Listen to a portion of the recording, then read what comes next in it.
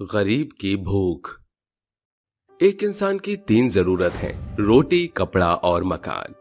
ये कहानी है पालमपुर गांव में रहने वाले गरीब दीना की, जो अपनी पत्नी शांता के संग एक कच्चे मकान में गरीबी का जीवन काटने पर मजबूर था।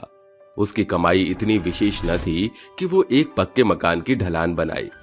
सवेरे का पहर था, तभी शांता कहती है, इतना वक्त हो गया, अभी तक ये सो रहे हैं।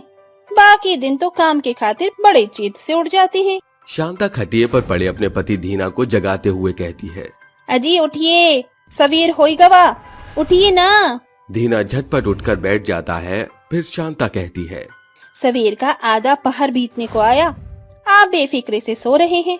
पूरा गांव देहात, यहाँ तक कि आकाश के पंछी भी अपना दाना पानी बटोरने में जुट गए हैं। रसोई घर एकदम उदास पड़ा है, बनाने को न एक दाना है न दाम। जानते नहीं, हम गरीब का घर रोज की बेगारी पर निर्भर है। ये सुनकर दीना हाथ मुंह धोकर भूखे पेट घर से निकल पड़ता है और रास्ते में जाते हुए कहता है, मुझे शांता को बता देना चाहिए था कि मैं बेरोजगार हो चुका हूँ, मगर वो गर्भवती है।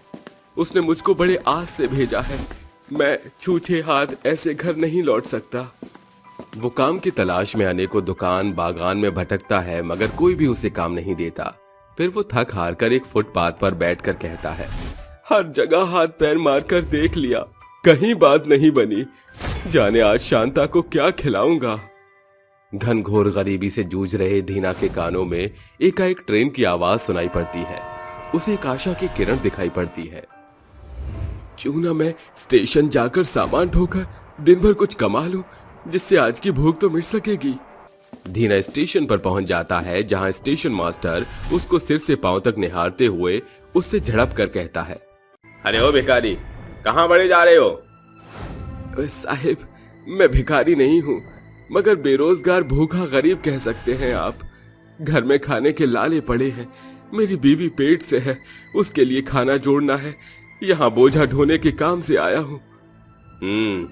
तो कुली बनकर कमाई करने आया है। कपड़ों की जात देखी है? मुझको तो जमादार जान पड़ रहा है। चल भाग बाहर। स्टेशन मास्टर की बातें गरीब भूखे दीना के दिल को छलनी कर जाती हैं।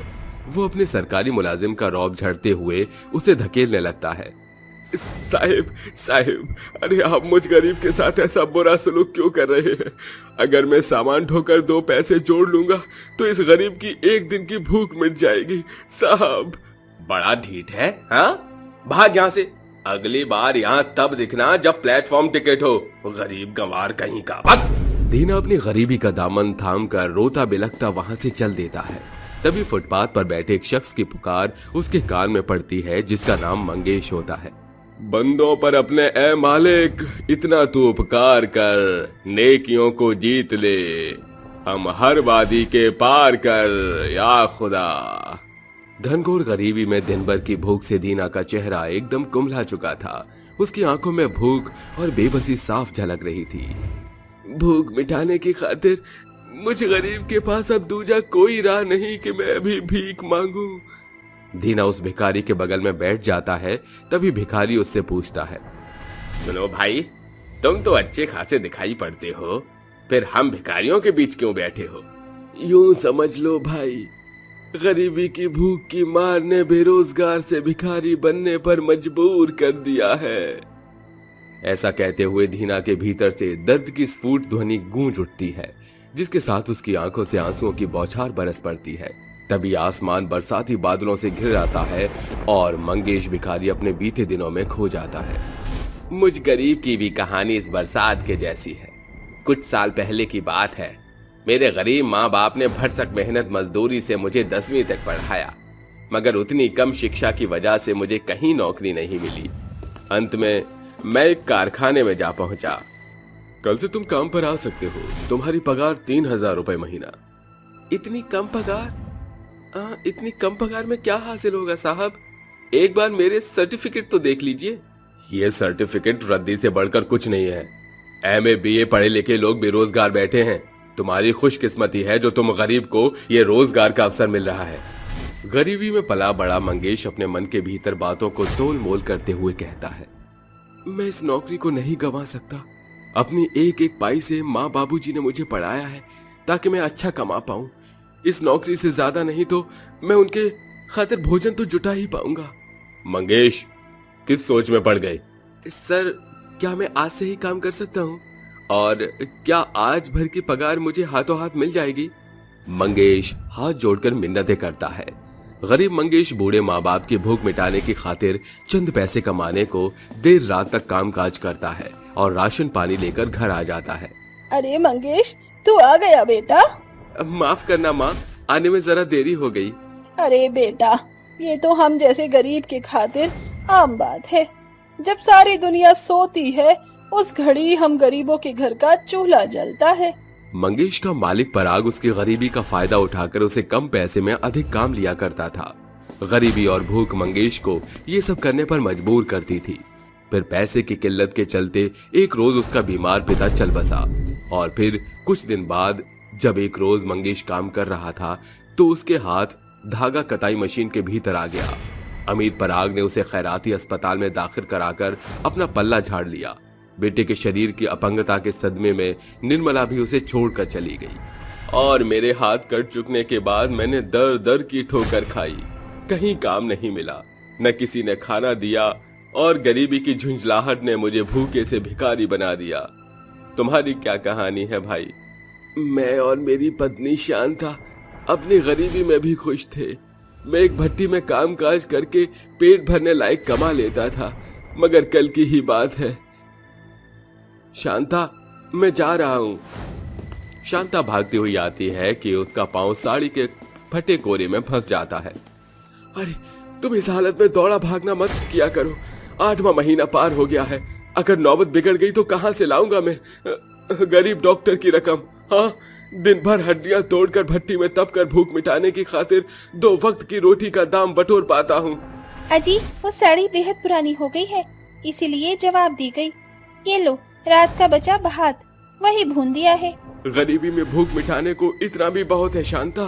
धीना गांव के अमीर तबके के स्वरूप के ईंट की भट्टी में काम किया करता था, मगर आज जब वो बारिश में भीगते भीगते काम पर पहुंचा तो स्वरूप कहने लगा, अरे ओ धीना, काहे बड़े जा रहा है? जानता नहीं क्या मानसून का महीना शुरू हो चुका है। बरसात के जाने तलक भट्टी नहीं जलेगी। तेरा हिसाब कल ही चुकता कर दिया था और एक ही झटके में मैं गरीब से बेरोजगार हो गया और यहाँ आ पहुंचा। कोई नहीं जानता भाई कि पेट की आग बुझाने की खातिर हम गरीब कहाँ आ पहुंचे। मेरे पास ये कल की एक बासी रोटी बची है, चलो इससे भूख मिटाते हैं। दोनों गरीब उस रोटी को आपस में बांटकर खाने लगते हैं। सांझ होने पर आसमान साफ होता दिखाई देने लगता है, जिसके साथ एक धनी इंसान वहां आकर उन्हें खाना दे जाता है, जिससे उन गरीब के चेहरे चमक उठते हैं। अब इस भोजन से हमारी भूख मिट जाएगी। इस भोजन से कम एक दिन की खातिर तो मैं गरीब अपनी बीवी के पेट भरने का भार उठा सकूंगा। कुछ इस तरह पेट की आग मंगेश और धीना को गरीबी के दलदल में ऐसा डुबोती है कि वो बेरोजगारी से भिखारी बनकर अपना पेट भरने पर मजबूर हो जाते हैं। ये थी हमारी गरीब की भूख की कहानी का एक अंश। चुड़ैल की चूड़ियां। रात का समय था। जंगल के अंधेरों को चीरते हुए एक आदमी दौड़ते हुए चिल्ला चिल्ला कर गांव की तरफ भाग रहा था। बचाओ, बचाओ, कोई है? वो मुझे मार देगी, मेरी हेल्प करो। वो आदमी मदद की गुहार लगाते हुए भाग रहा था और पीछे से भेड़िए की आवाज आ रही थी। वो आदमी भाग रहा था और उस आदमी के पीछे कोई जानवर या इंसान नहीं बल्कि 2 चूड़ियां थी। वो चूड़ियां चमकती हुई हवा में उड़ रही थीं। उस चूड़ियों से बचते हुए वो आदमी भाग रहा था और मदद की गुहार भी लगा रहा था, लेकिन उसकी सुनने वाला कोई नहीं था। वो चूड़ी अचानक ही उस आदमी के आगे आ जाती है और उस चूड़ी को देखकर वो आदमी रोते हुए बोलता है, आखिर तुम कौन हो और मुझे क्यों मारना चाहती हो तुम? उसकी ये बात सुनकर वो चूड़ी और ज्यादा चमकने लगती है, जिसके बाद उस चूड़ी में से एक जादू होता है और उस जादू में से तेज रोशनी निकलकर उस आदमी के ऊपर पड़ती है। जैसे ही वो रोशनी उस आदमी पर पड़ती है, वैसे ही वो आदमी धीरे धीरे सड़ना शुरू हो जाता है। इस तरह कुछ समय बाद वो आदमी सड़कर नीचे गिर जाता है और उस चूड़ी में से चीख चीख कर हंसने की आवाज आती है। अचानक ही वो हंसने की आवाज बंद हो जाती है, साथ ही वो चूड़ी भी गायब हो जाती है और अगली सुबह उस आदमी की सड़ी हुई लाश चील कौवे खाने लगते हैं। कुछ महीनों बाद मुंबई शहर में कुछ लोग एक हॉरर मूवी बनाने की सोच रहे थे कि तभी वहाँ के डायरेक्टर मोहिनी के पास एक कॉल आता है। मोहिनी फोन उठाती है और बोलती है, हाँ शीतल, तुम्हें कोई हॉरर प्लेस मिला या नहीं? हाँ मोहिनी मैम, वैसे मुझे और विकास को कांचीपुरम गांव में एक हॉरर प्लेस मिला तो है। ये बिल्कुल देखने में भूतिया लग रहा है।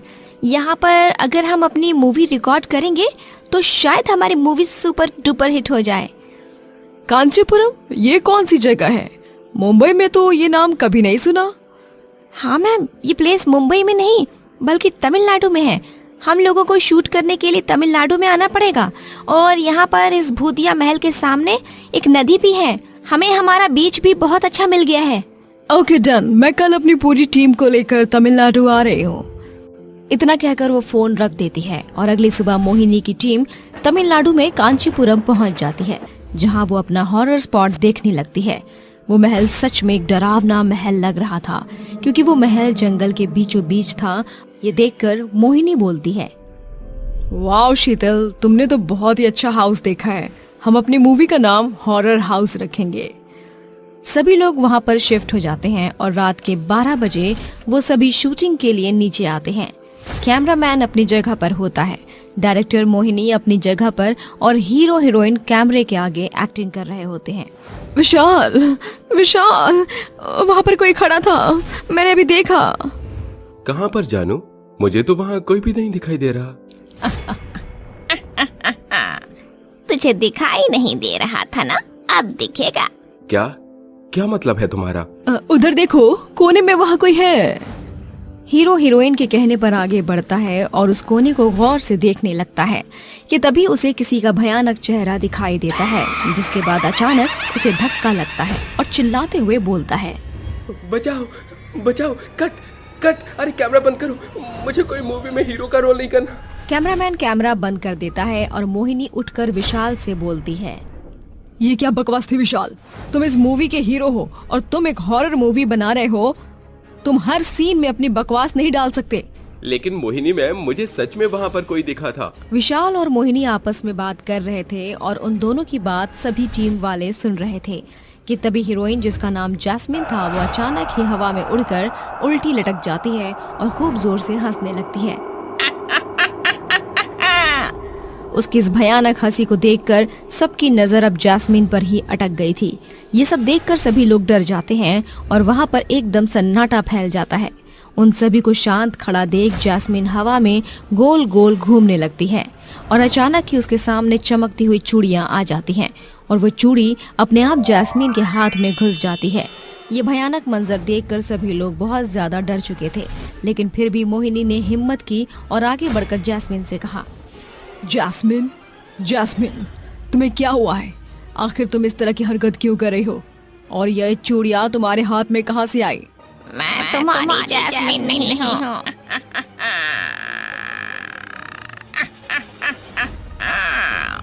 अगर तुम मेरी जैस्मिन नहीं हो तो आखिर कौन हो तुम और मेरी जैस्मिन के अंदर क्या कर रही हो? बताती हूँ, सब बताती हूँ। कुछ साल पहले की बात है। मैं रिया नाम की एक गांव की लड़की गांव में चूड़ियां बेचने का काम करती थी, लेकिन उन चूड़ियों की दुनिया से हटकर मेरा एक सपना था। मेरा वो सपना एक्ट्रेस बनने का था। मैं एक हीरोइन बनना चाहती थी और जब मैंने एक पोस्टर में हीरोइन के ऑडिशंस देखे तो मैं बिना सोचे समझे यहाँ पर आ गई। मैं इतनी सुंदर थी कि शायद मेरी सुंदरता के आगे हर एक चीज फीकी पड़ रही थी। और जब मैं ऑडिशन दे रही थी तब डायरेक्टर की नज़र सिर्फ और सिर्फ मुझ पर थी, ना कि मेरी एक्टिंग पर। ऑडिशन के बाद वो डायरेक्टर मेरे पास आता है और मुझसे बोलता है, तुम इतनी सुंदर हो कि तुमसे तो नजर ही नहीं हट रही। अगर तुम मेरी मूवी में काम करोगी तो मेरी मूवी सुपर डुपर हिट होगी। क्या तुम मेरी मूवी में काम करोगी? हाँ हाँ बिल्कुल, मेरा तो हीरोइन बनने का सपना है। हीरोइन तो तुम बन जाओगी, लेकिन हीरोइन बनने से पहले हर एक हीरोइन को सबसे पहले डायरेक्टर को खुश करना पड़ता है। क्या मतलब? आओ मैं तुम्हें इसका मतलब समझाता हूँ।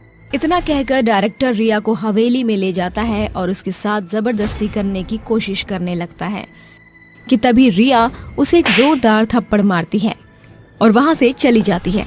उसको थप्पड़ खाता हुआ डायरेक्टर की पूरी टीम देख लेती है।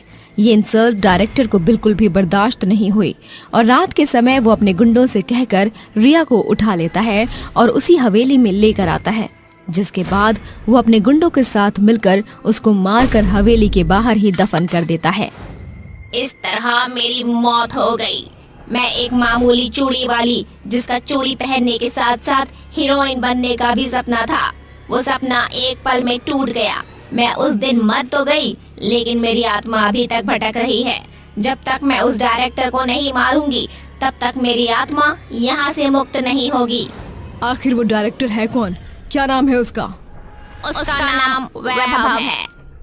जैस्मिन के अंदर जो भयानक चुड़ैल थी, उसके मुंह से वैभव का नाम सुनकर मोहिनी के होश उड़ जाते हैं, क्योंकि वैभव और कोई नहीं बल्कि मोहिनी का फियांसे था। लेकिन फिर भी जैस्मिन ने वैभव की ना सोचकर उस लड़की के बारे में सोचा जिसके साथ कुछ साल पहले इतना बुरा हुआ था, और वो जैस्मिन से बोलती है, उसे मारने में मैं तुम्हारी मदद करूंगी, लेकिन तुम्हें मुझसे वादा करना होगा कि तुम यहाँ से चली जाओगी और हमें हमारी शूटिंग पूरी करने दोगी। मैं तुमसे वादा करती हूँ, जैसा तुम चाहोगी वैसा ही होगा, लेकिन मैं यहाँ से उसे मारने के बाद तभी जाऊंगी जब ये मूवी रिलीज होगी। उसकी बात से मोहिनी सहमत होती है और फोन करके वैभव को वहाँ बुलाती है, जिसके बाद वैभव वहाँ आता है और जैस्मिन को हवा में उड़ता हुआ देख वैभव के होश उड़ जाते हैं। वो अब ये समझ चुका था कि जैस्मिन के शरीर के अंदर जैस्मिन की आत्मा नहीं बल्कि रिया की आत्मा थी। वो अपनी जान बचाने के लिए भाग ही रहा था कि तभी जैस्मिन एक भयानक चुड़ैल बन जाती है और अपने हाथों से चूड़ियां निकालकर उस चूड़ियों से वैभव को एक भयानक मौत दे देती है। वैभव को मारने के बाद वो सभी से बोलती है, आज मेरी मौत का बदला पूरा हो गया, अब तुम मूवी बना लो। इस तरह मोहिनी अब अपनी हॉरर हाउस मूवी बनाना शुरू कर देती है, जिसके बाद उस मूवी में रिया नाम की चुड़ैल भी अपना साथ देती है और कुछ महीनों बाद वो मूवी रिलीज हो जाती है। ये देखकर रिया बहुत खुश होती है और मोहिनी से बोलती है, आज मैं सुकून भरी सांस ले सकूंगी। आज मैं यहाँ से मुक्त हो रही हूँ, लेकिन अगर इस दुनिया पर कभी भी दूसरी रिया बनेगी तो मैं एक बार फिर वापस आऊंगी और उसको मौत के घाट उतार दूंगी। इतना कहकर वो चुड़ैल वहाँ से अपने आप गायब हो जाती है। वहीं मोहिनी अपनी टीम के साथ अब मुंबई वापस चली जाती है। कचौड़ी बेचने वाली सास बहू की सफलता। श्यामली गांव में रहने वाली कंचन और फूलवती सास बहू की जोड़ी घरेलू तौर पर कचौड़ियां बनाकर बेचा करती थी। अरे वाह बहू, तेरे हाथों की तली सारी कचौड़ियाँ कैसे गुब्बारे के जैसे फूल रही है। माँ जी, कचौड़ियाँ जितनी अच्छी बनेंगी बिक्री उतनी ही ज्यादा बढ़ेगी और साथ ही बढ़ेगा कचौड़ियों का उत्पादन। ले बहू, मैंने आलू काट धोकर रख दिए हैं, भंडारा आलू तैयार कर दे।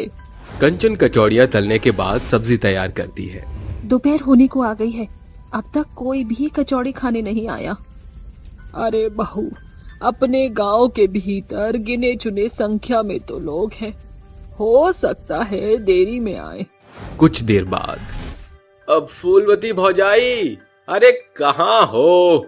अरे एक साथ कहाँ ओझल हो गई सास बहू की टोली? शंभू चाचा, आप?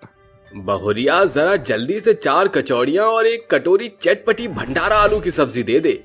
क्यों शंभू, सवेरे से कहाँ लापता थे? अरे पूछो मत भौजाई, सवेरे से खेत की बनिहारी में लगा पड़ा था। अब वो तो गनीमत है कि इस गांव में तुम दोनों सास बहू ने घर में ही कचौड़ी बेचने का धंधा खोला हुआ है, वरना हम जैसे बिना लुगाई वाले लोग धूप से जलकर मरकर चूल्हा झोंकते हैं। वो सास बहू अपनी कचौड़ियों के कारोबार से खुशहाल थीं। बहू, कितना भला है ना कि हम घर की देखरेख के साथ इन कचौड़ियों से कुछ पैसे भी कमा लेते हैं। सो तो है माँ जी, हम थोड़े में भी खुश हैं। कचौड़ियां बेचकर दोनों सास बहू इतना जोड़ लेती थीं, जिससे घर का गुजर बसर साधारण तौर पर चल सके। मगर एक सवेरे काला पोश पहने हुए एक व्यक्ति उनके घर के दरवाजे पर दस्तक देता है। सुनिए सुनिए जरा, रूपम चौधरी या उनकी पत्नी को बुला दीजिए। कहो बाबू साहब, मैं ही उनकी धर्मपत्नी हूँ। जी, क्या हम बैठकर बातें कर सकते हैं? कहिए साहब, कैसे आना हुआ? दरअसल मैं कोर्ट की तरफ से आपको कुछ विशेष जानकारियां देने आया हूँ। आपके पति रूपम चौधरी और उनके सुपुत्र जगदीश चौधरी ने कुछ समय पहले ये घर गिरवी रखकर भारी मात्रा में कर्जा लिया था और उन्होंने समय से पैसा चुकता नहीं किया। इसलिए जिस व्यक्ति ने उन्हें पैसे दिए थे उन्होंने रिपोर्ट दर्ज कराई है और यह मुद्दा अब उच्च न्यायालय तक पेश हो चुका है। इसलिए यह घर पूरी तौर पर न्यायालय के जब्तीकरण में होगा। ये सुनकर सास बहू के पैरों तले जमीन खिसक जाती है और उनकी आंखों में आंसू डबडबा पड़ते हैं। देखिए वकील साहब, आपके नजरिए से ये घर ईंट पत्थर का है, मगर हमारी लाखों याद इस घर से जुड़ी हुई है। देखिए, मैं एक वकील हूँ, इसलिए कानूनी तौर पर मेरे हाथ बंधे हुए हैं। आपको ये घर खाली करना होगा। मगर वकील साहब, उससे पहले हमें कोर्ट की तरफ से कुछ मोहलत तो मिलेगी। आपके पास सिर्फ 3 महीने का समय है। उसके बाद कोर्ट के द्वारा सरकार इस घर पर अपना दावा करेगी। उसकी नौबत नहीं आएगी। उस वकील के जाने के बाद फूलवती कहती है, बहू, इतने कम मोहलत में हम घर को कैसे छुड़ा पाएंगे? इतनी बड़ी रकम कैसे और कहां से अदा करेंगे? माँ जी, विश्वास से भरी औरत चाहे तो अपने बुलंद हौसले से पर्वत भी हिला सकती है। अब हमें घर की दहलीज से बाहर कदम रखना होगा और अपने कचौड़ियों के कारोबार को सिर्फ इस गांव के सीमा में रहकर ही नहीं, बल्कि प्रत्येक गांव हॉल्ट तक छाना होगा। दोनों सारी जमा पूंजी की जोड़ती करने लगती हैं। बहू, पाई पाई जोड़कर भी कचौड़ी के कारोबार के खातिर कम है। माँ जी, हाल फिलहाल के खातिर एक पुराना ठेला और एक स्टोव खरीद लेते हैं। बाकी हांडी, बर्तन इत्यादि तो हमारे पास पहले से ही मौजूद है। दोनों सास बहू सूर्योदय से पहले जागकर सारा इंतजाम करती हैं। माँ अन्नपूर्णा, आज आपका नाम लेकर हम सास बहू अपनी कचौड़ियों के कारोबार की शुरुआत करने जा रहे हैं। माँ, हमें सफलता देना।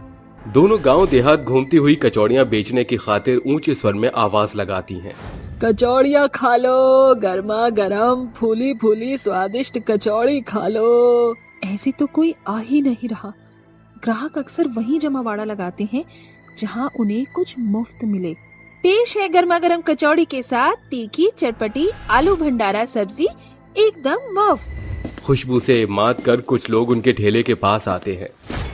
अरे ओ ठेले वाले, जरा चखाना तो अपनी कचौड़ियाँ। कंचन झटपट हाथ चलाकर उस युवक को कचौड़ी और सब्जी परोस देती है। अरे वाह भाई, तुम्हारी इन कचौड़ियों का स्वाद तो लाजवाब है। हाँ, मुंह से छूट ही नहीं रहा बिल्कुल भी। फिर जैसे ही शाम होने को आती है, दोनों सास बहू ठेले को बढ़ाने लगती हैं। माँ जी, हमें जल्दी से अपनी कचौड़ी के ठेले को लेकर बाजार में पहुंचना होगा, क्योंकि शाम की बेला में गांव देहात के लोग बाजार में खाने निकलते हैं। वो बाजार के एक खाली नुक्कड़ पर खड़ी हो जाती हैं। तभी सास बहू की कचौड़ी की खुशबू से लुभाते हुए लोग मानो उनके ठेले पर जमा हो जाते हैं। अरे ओ काकी, जल्दी से हमका ही कचौड़ी चखा दो। राबड़ी गपागप अनेकों कचौड़ी को खाने लगती है। वाह, क्या स्वादिष्ट कचौड़ियाँ हैं, और ये भंडारा आलू तो इन कचौड़ी के शान में एकदम मेल खा रहा है। पहले ही दिन सास बहू की कचौड़ियों की लूटपाट मच जाती है। भरोसा ही नहीं हो रहा कि पहले दिन के भीतर ही सारी कचौड़ी बिक जाएंगी और हमें इतनी कमाई होगी। कल से हमें अपनी कचौड़ी का उत्पादन दुगना करना होगा बहू। अगली भोर दोबारा से वो कचौड़ी तैयार करके उन्हें बेचने निकल पड़ती हैं। अब किस्मत उनका भरसक साथ देती है, जिससे उनकी कचौड़ी का ठेला धावक की तरह दौड़ पड़ा था। 1 महीने बाद दिन रात कचौड़ियाँ बेचकर भी अभी तक सिर्फ इतने ही पैसे जोड़ पाए हैं। बहू, ये तो फिरौती की आधी रकम भी नहीं है। हमको कुछ बड़ा करना होगा। माँ जी, एक तरकीब है जिससे कि हम आने वाले 2 महीनों में कोर्ट के पैसे चुका सकते हैं। हमें अपनी कचौड़ियों की श्रेणी में कुछ और जोड़ना होगा। जैसे कि बहू? माँ जी सोचिए, जब हम सादी कचौड़ी और सब्जी बेचकर इतना पैसा कमा सकते हैं, तो अगर हम अपनी कचौड़ी के ठेले में राज कचौड़ी, दही कचौड़ी, दाल कचौड़ी, मोठ कचौड़ी भी शामिल कर लें तो? वैसे ये सारी कचौरियाँ बनाना तो मेरे बाएं हाथ का खेल है। दोनों सास बहू भिन्न भिन्न प्रकार की कचौड़ी बनाकर बाजार में आती हैं। भाई और बंधुओं, पेश है सास बहू की गरम ठंडी कचौड़ी का तड़का, जिसमें शामिल है राज कचौड़ी, मोठ कचौड़ी, दही कचौड़ी मात्र 10 रुपए में। अरे वाह, आज तो तुम्हारे ठेले पर दर्जनों कचौड़ियों की वैरायटी है, सभी में से चखा दो। अरे मुझे जल्दी से 1 प्लेट राज कचौड़ी बना कर देना। मुझे ढेर सारी दही कचौड़ी। सास बहू लोगों की फरमाइश पर उन्हें कचौड़ी खिलाने में जुट जाती हैं। जहां उनकी कचौड़ी का ठेला खत्म होता है, वहीं उनके पैसे की पोटली भरती जाती है। अब पूरे बाजार में उनकी बनाई कचौड़ी को भारी मात्रा में पहचान मिलती है। लोग उनकी कचौड़ी की सराहना करते हैं। अरे सचमुच आपकी ये बनाई कचौड़ियाँ एक से बढ़कर एक हैं। मैं अपने घर के जश्न में आप दोनों सास बहू की कचौड़ी जरूर शामिल करूंगी, क्योंकि इन कचौड़ी के बिना जश्न फीका रह जाएगा। सास बहू की कचौड़ी को लोगों के द्वारा पूर्ण प्रोत्साहन के साथ शादी पार्टियों के ऑर्डर मिलने लगते हैं, जिससे उनकी कमाई शुरुआती दिनों से 2 गुनी 4 गुनी हो जाती है। 2 महीने बाद पैसे का इंतजाम कर लिया। दोनों उसी पल पैसे लेकर अदालत पहुंचती हैं। ये रहे आपके पैसे, आज से आपका हमारे घर पर 1 पैसे का भी अधिकार नहीं। इतनी बड़ी राशि इतने कम वक्त में कैसे की आपने? मैं तो आपकी शुक्रगुजार हूँ। अगर आप उस दिन नहीं आए होते तो हम सास बहू को अपने हाथों की कलाबाजी की पहचान ही नहीं होती। अपने घर को बचाने के खातिर हमने कचौड़ियाँ बेची और हम सास बहू को उससे बड़ी सफलता मिली, जिसका श्रेय आपको जाता है। क्योंकि अगर आप हमें उस दिन चिंता देकर नहीं जाते तो आज हम भी उन्हीं 4 दीवारी में रहकर कचौड़ी बेचते रहते। इन सास बहू की सफलता देख वकील हक्का बक्का रह जाता है और सास बहू की कचौड़ी के कारोबार से न सिर्फ उनके पुराने घर का सफर पक्के मकान बल्कि कचौड़ी का ठेला दुकान में बदल जाता है। गरीब मजबूर किसान। रात का समय था।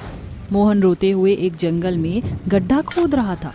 बहुत तेज बारिश भी हो रही थी और उसने अपनी कमर पर अपनी छोटी सी 2 साल की बच्ची बांध रखी थी। उसके पास उसके 2 बेटे और खड़े थे, जिसमें से एक का नाम गप्पू था और दूसरे का गोलू था। हे भगवान, तूने ये कैसा अनर्थ कर दिया। इस गरीबी ने मुझसे मेरा हमसफर छीन लिया। कौशल्या, मैं तुम्हारे बिना अब क्या करूंगा? मेरा इस दुनिया में तुम्हारे अलावा था ही कौन? खेतों में काम करते समय मोहन की पत्नी कौशल्या को एक सांप काट लेता है, जिसके बाद उसकी मृत्यु हो जाती है। मोहन गड्ढा खोदकर अपनी पत्नी कौशल्या को गड्ढे में दफना देता है और अपने बच्चों के साथ रोता हुआ वापस घर आ जाता है। मोहन एक गरीब किसान था जो अपने खेत में काम करके अपने घर का गुजारा करता था। एक दिन सुबह, अले अले ले ले ले, मेरी प्याली बिटिया को भूख लगी है, मैं अभी अपनी बिटिया को दूध पिलाता हूँ। ये कहकर मोहन अपनी बच्ची को दूध पिलाने लगता है। तभी उसके दोनों बेटे स्कूल से वापस आ जाते हैं और आते ही कहते हैं, पिताजी पिताजी, बहुत जोरों से भूख लगी है, कुछ खाने को दे दो। हाँ पिताजी, सुबह माँ नाश्ता बना कर दिया करती थी, लेकिन अब माँ भी नहीं है, इस वजह से हमने कुछ भी नहीं खाया है सुबह से। रुको बच्चों, मैं तुम्हारे लिए कुछ बना देता हूँ। मोहन रसोई में जाकर चावल का डब्बा खोलता है, लेकिन डब्बा खाली होता है। ऐसे ही वह धीरे धीरे सारे डब्बे खोलकर देखता है, लेकिन सभी डब्बे खाली पड़े होते हैं और घर में अनाज का एक दाना भी नहीं होता। अरे घर में तो अनाज का एक दाना भी नहीं है, अब मैं अपने बच्चों को क्या खिलाऊंगा? जब से कौशल्या छोड़कर गई है मुझे, तब से मैंने खेत में काम भी नहीं किया। तभी मोहन हरिया की दुकान से अपने बच्चों को खिलाने के लिए उधार दूध और ब्रेड ले आता है और उन्हें खिला देता है। दोनों बच्चे खाकर खेलने चले जाते हैं। वहीं मोहन घर में बैठा हुआ सोचता है, अगर ऐसे ही घर पड़ा रहा तो मेरे बच्चे भूखे मर जाएंगे। मुझे कुछ ना कुछ तो करना ही होगा। ये सोचकर मोहन अपनी बच्ची को लेकर खेत चला जाता है और एक खाट पर अपनी बिटिया को लिटा देता है और खेत में काम करने चला जाता है। जैसे ही वह खेत में काम करना शुरू करता है, इतने में उसकी बच्ची रोने लगती है। अरे बिटिया तो रोने लगी, ऐसे तो मैं खेत में काम नहीं कर पाऊंगा। एक काम करता हूँ, बिटिया को कमर पर बांध लेता हूँ, मेरे साथ रहेगी तो रोएगी भी नहीं। मोहन बेचारा भूखा प्यासा पूरे दिन अपनी बेटी को अपनी कमर पर लादे हुए खेती करता रहता है। उसकी बेटी इतनी छोटी थी कि उसे कोई संभाल नहीं सकता था। वहीं दूसरी तरफ उसके पास खाद और बीज भी खत्म हो जाते हैं। हे भगवान, अब मैं क्या करूं? मेरे पास तो खाद और बीज भी खत्म हो गए हैं। पहले ही कौशल्या के सोने के जेवर बेचकर खाद और बीज लेकर आया था, अब तो मेरे पास फूटी कौड़ी भी नहीं बची। तभी मोहन का एक दोस्त लालू वहां आता है और उससे पूछता है। मोहन अपने दोस्त लालू को अपनी सारी परेशानी बता देता है। क्या हुआ मोहन, परेशान लग रहा है? कोई परेशानी है तो मुझे बता। तेरी भाभी भी भगवान को प्यारी हो गई, मैं तो बिल्कुल अकेला रह गया। ऊपर से बच्ची की जिम्मेदारी भी मेरे ऊपर है, उसको पालूं या फिर काम करूं कुछ समझ में नहीं आता। और अब तो मेरे पास खेत के लिए ना तो खाद है और ना ही बीज। ये तो बहुत बड़ी समस्या है। मेरे साथ भी कुछ ऐसा ही हुआ था भाई। मैं तो गांव के मुखिया के पास गया था, लेकिन तू तो जानता ही है वो कितना बड़ा लालची है। मदद कहकर दुगना ब्याज लगाकर पैसा देता है। हाँ, मैं बिल्कुल जानता हूँ, इसलिए मेरा मन नहीं कर रहा उसके पास जाने का। मोहन परेशान होकर अपनी बच्ची के साथ वापस घर आ जाता है और रात को अपने बच्चों को खाना खिलाकर उन्हें सुला देता है। पूरी रात मोहन करवटें बदलता रहता है और उसे नींद नहीं आती। तभी अचानक से उसकी आंख लग जाती है और वह एक सपना देखता है। बच्चों, तुम कहाँ जा रहे हो? मुझे छोड़कर कहीं मत जाओ। तुम्हारी माँ भी मुझे छोड़कर चली गई, मैं तुम लोगों के बिना नहीं रह सकता। पिताजी, आप हमारा ख्याल नहीं रख सकते और हम कब तक ऐसे भूखे प्यासे रहेंगे, इसलिए हम तीनों बहन भाई आपको छोड़कर जा रहे हैं। नहीं बच्चों, कहीं मत जाओ, मैं तुम्हारे बिना नहीं जी सकता। अपने पिता को छोड़कर मत जाओ। तभी सुबह मोहन की बहुत तेज आवाज निकलती है, जिसके बाद उसकी नींद खुल जाती है और वह पूरा पसीना पसीना हो जाता है। नहीं, कौशल्या तो मुझे छोड़कर चली गई, लेकिन मैं अपने बच्चों को नहीं खो सकता। मुझे कुछ तो इंतजाम करना होगा उनकी अच्छी परवरिश के लिए। मोहन तुरंत गांव के मुखिया के पास जाता है। मुखिया जी, मुझे पैसों की सख्त जरूरत है। अगर कुछ पैसे उधार मिल जाएं, तो मेरा काम बन जाएगा। पैसे तो मिल जाएंगे, लेकिन तू जानता है ना, मैं पैसा 20% के हिसाब से देता हूँ। मोहन बिना सोचे समझे मुखिया से 20,000 रुपए 20% के हिसाब से ले आता है और बाजार से खाद और बीज ले आता है और दोबारा से अपनी बच्ची को अपने कमर के ऊपर लाद कर खेतों में पूरे दिन खूब मेहनत करता है। ऐसे ही धीरे धीरे कड़ी मेहनत करने के बाद उसकी अच्छी खासी फसल पक जाती है। आखिरकार मेरी मेहनत रंग लाई। अब मैं अपने बच्चों को अच्छी परवरिश दूंगा और उन्हें पढ़ाऊंगा ताकि वो अपनी जिंदगी में सफल हो सके। मोहन अपने तीनों बच्चों के लिए खूब मेहनत करता है। धीरे धीरे उसके दोनों बेटे भी बड़े होने लगते हैं और उसकी बिटिया भी अब बड़ी हो जाती है। उसके दोनों बेटे बड़े होकर पुलिस अफसर बन जाते हैं, तो उसकी बिटिया एक स्कूल में टीचर बन जाती है। मोहन की बिटिया कहती है, पिताजी, आपने जो हमारे लिए किया है वो शायद ही कोई बाप अपने बच्चों के लिए कर पाता। हाँ पिताजी, आप दुनिया के सबसे अच्छे पिता हो। आपने उन मुश्किलों में हिम्मत नहीं हारी जिन मुसीबत में अच्छे से अच्छा इंसान टूट जाता है। बच्चों, अगर आज तुम्हारी माँ कौशल्या जिंदा होती तो तुम्हें देखकर बहुत खुश होती। उसके बाद मोहन अपनी तीनों बच्चों के साथ खुशी खुशी अपना जीवन बिताने लगता है। 3 भूमिगत भगवान का जादुई मंदिर। शहरों से दूर पहाड़ों के बीच भैरवपुर नाम का एक गांव था। गांव में सुदर्शन नाम का एक बहुत गरीब लड़का रहता था। सुदर्शन ने अपने घर में 2 भैंसें पाल रखी थी, उसी से उसका गुजारा चल रहा था। सुदर्शन का एक गरीब मित्र भी था जो उसके साथ जंगल में भैंस चराने जाता था। उसका नाम पप्पू था। एक दिन सुदर्शन और पप्पू जंगल में भैंस चराने गए थे। तभी अचानक तेज बारिश होने लगती है। भाई, आज तो पूरा भीग जाएंगे। अगर ऐसे ही दिन भर पानी में भीगते रहे तो बीमार पड़ जाएंगे। अब क्या करे सुदर्शन, मुझे तो बहुत तेज ठंड लग रही है। अब करना क्या है, सब ऊपर वाले पर छोड़ दो। बारिश बंद होते ही हम लोग यहाँ से निकल जाएंगे। जंगल में एक बहुत पुराना मंदिर है जो खंडर हो चुका है। क्यों ना हम वहीं पर छुपकर बारिश के बंद होने का इंतजार करें। वो मंदिर, वो तो बहुत डरावना और वीरान है पप्पू। हमें वहाँ नहीं जाना चाहिए। तू भी कितना डरता है यार। अब हम लोग पूरे 15 साल के हो गए हैं और फिर मैं हूँ ना तेरे साथ। तू कहता है तो मैं तेरे साथ चलने के लिए तैयार हूँ, लेकिन हम लोग अंधेरा होने से पहले लौट आएंगे। इसके बाद सुदर्शन और पप्पू अपनी भैंसों को लेकर बारिश से बचते बचते पुराने मंदिर के पास पहुंच जाते हैं। सुदर्शन, ये ले रस्सी और सभी भैंसों को पेड़ से बांध दे। तब तक मैं मंदिर के अंदर जाकर देखता हूँ। सुदर्शन सभी भैंसों को पेड़ से बांध देता है और पुराने मंदिर के अंदर चला जाता है। पप्पू, कहाँ हो तुम? यहाँ कितना अंधेरा है। सुदर्शन पप्पू को एक के बाद एक कई बार आवाज लगाता है, लेकिन पप्पू कहीं दिखाई नहीं दे रहा था। सुदर्शन बहुत घबरा जाता है और मंदिर के अंदर पप्पू को ढूंढने लगता है।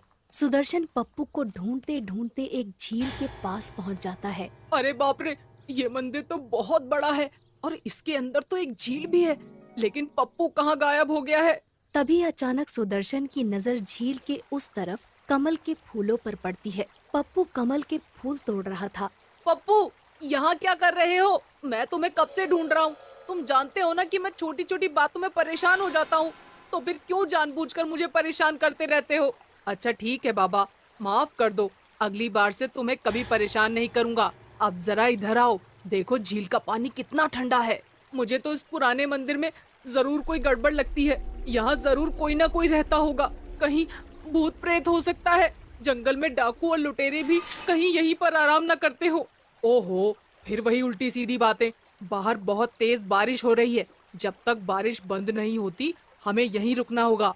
अच्छा ठीक है भाई, लेकिन अब बहुत तेज भूख लग रही है।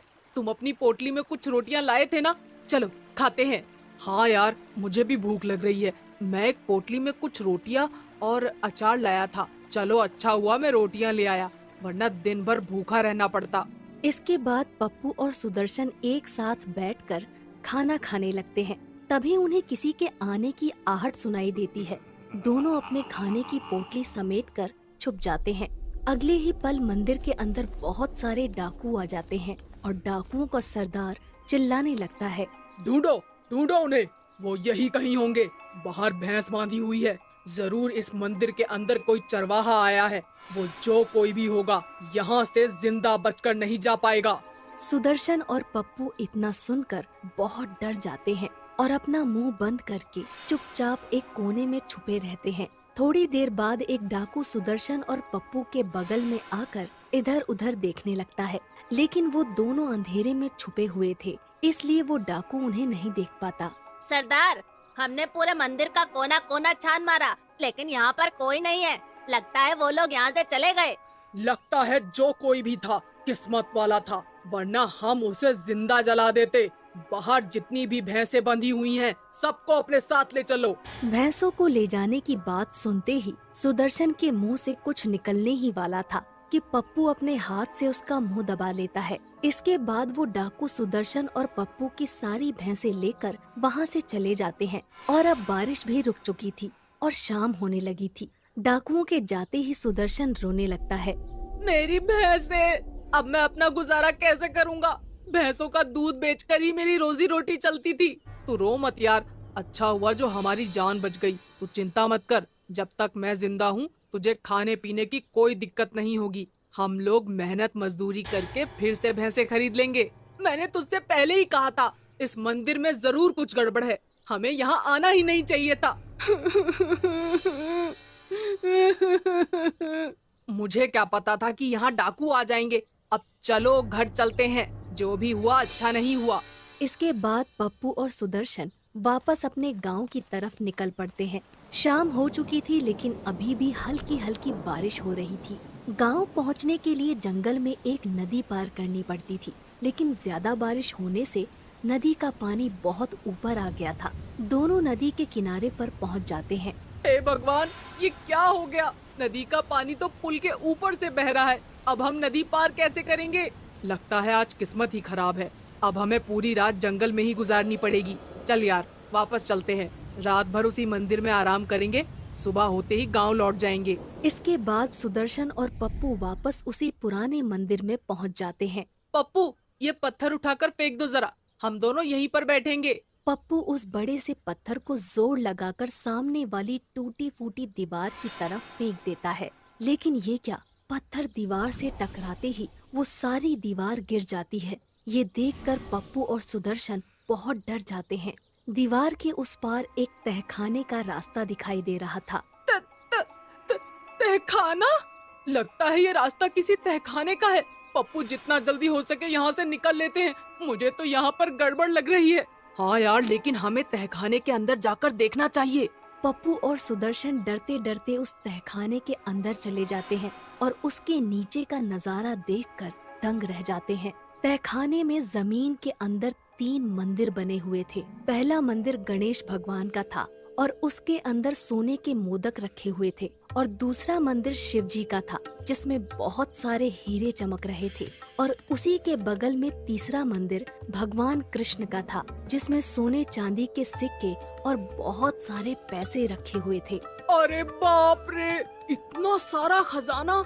इस खजाने से हमारी सारी गरीबी दूर हो जाएगी। हाँ मेरे भाई, आज हमारी भैंसें चोरी हो गई, लेकिन इस खजाने ने हमें सब कुछ लौटा दिया।